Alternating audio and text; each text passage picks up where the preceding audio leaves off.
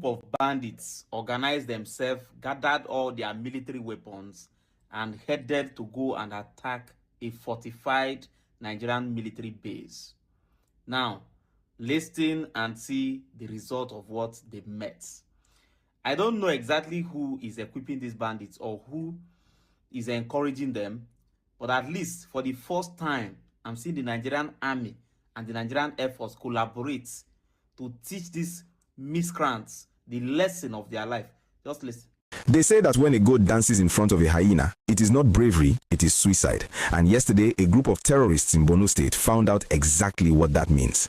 You saw the headline, and yes, it sounds like a scene from an action movie, but this was real life at the forward operating base in Asia. We're receiving confirmed and graphic reports this afternoon, Saturday, January 17th, 2026, that a massive army of terrorists decided to try their luck by attacking a fortified military headquarters. They came with everything they had: machine guns, rocket-propelled grenades, and heavy explosives, thinking they could overrun the base and raise their flag. But they made one fatal calculation. They forgot that the Nigerian army of 2026 is not the same as the one from the past. Instead of running away, the troops stood their ground, returned fire for fire, and with the help of the Air Force, turned the hunters into the hunted. If you want to know how our gallant troops sent these criminals to the great beyond and recovered a massive arsenal of weapons, please do me a massive favor and smash that like button right now. It helps us celebrate our soldiers who are putting their lives on the line. And if you are not yet a subscriber, click that button and turn on the notification bell. You need to be here as we break down this victory for Nigeria.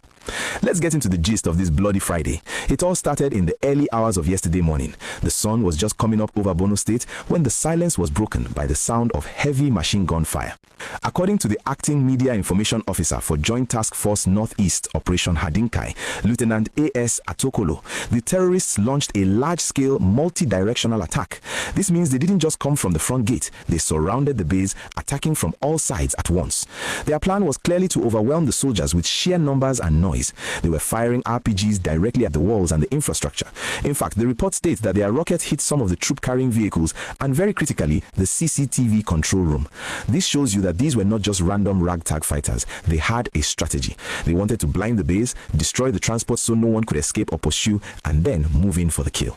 The CCTV room and the vehicles were partially gutted by fire, creating smoke and confusion. But here is where the story turns sweet. Despite the explosions, the fire, and the smoke, the troops at Forward Operating Base Asia did not panic. They maintained what the military calls firm control of the situation. They returned what was described as overwhelming and sustained firepower. Imagine the scene: soldiers taking cover behind sandbags, bullets flying over their heads, the heat of the burning vehicles on their backs, yet they kept firing. This firefight lasted for over an